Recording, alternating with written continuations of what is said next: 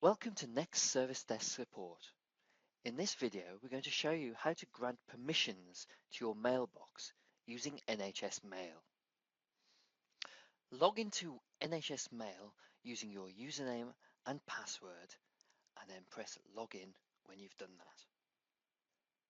Once you've logged into NHS Mail, click on the folders icon here. When the next window opens, I want you to go to Folder Tools. So click on this menu item here. The next thing we need to do now is add the person that you wish to grant permissions to access your mailbox.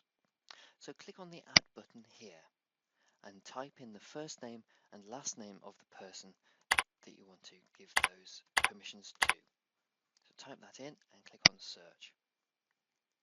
This will take a short while as it goes through the system. As soon as that comes up like this, you can select the person that you need.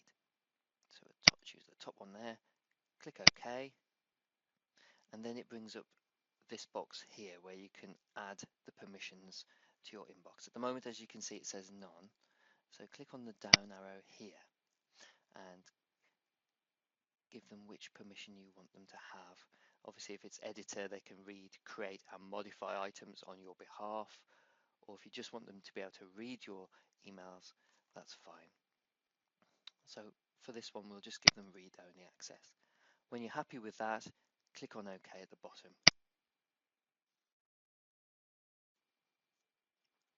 If you want to review the permissions of the person that you've given access to, you can go back into them just by putting a tick next to the name here and clicking on the permissions box.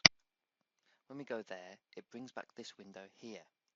Now, please note that if you want to give that person full mailbox access, you can put the tick here and they can access everything in your mailbox. If you do not want the user to have full permissions, don't tick this box and instead assign the permission you wish to give the user for each folder instead. For example, if you want the user to have access to your inbox, just click on the drop down arrow as I showed you earlier next to inbox in the window and select the permission required. Okay, so you can untick that and it releases that, and then you've got back to the drop down box where you can just give them access to the inbox only.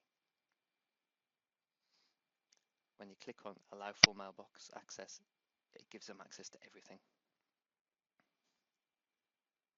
Okay, the next stage we need to do now is actually go into Outlook. So once you've given the folder access required, open Outlook and we need to right click on your email address here so we can select folder permissions. So right click there, go down to folder permissions and then make sure you go on the permissions tab, and what we need to do now is click add because we want to get back to that person that you're giving permission to. And we know it was Joe Blogs, so we type in the surname here, click on go, and it should find it straight away, and there it is. So click on add then at the bottom to bring that person down and say OK. And it's here then that you can give this person the options and the permissions within Outlook itself. So just say editor and it will automatically put in the ticks that you want. Obviously you can define as to how you want that done. When you're happy with that, click on apply and then OK, and the permissions have been done for you. So the user will now have access to your mailbox and can access it via NHS Mail and Outlook. This video was provided by the Service Desk. If you require any further assistance on permissions for your inbox and so on, please do not hesitate to contact the Next Service Desk. Thank you.